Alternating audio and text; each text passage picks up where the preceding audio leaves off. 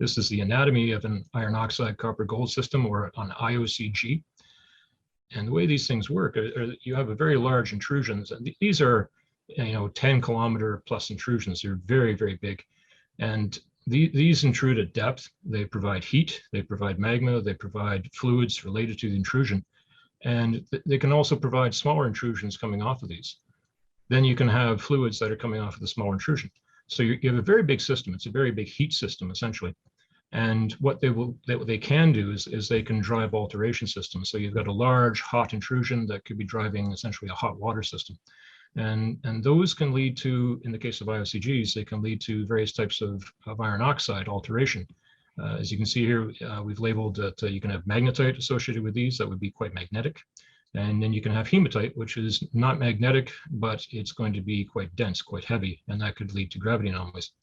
So this is the type of scenario that you would be looking for, ideally, to host an IOCG type system. This is a closer look at IOCG systems. This is a schematic model. And we've got the top of the batholith shown at the bottom.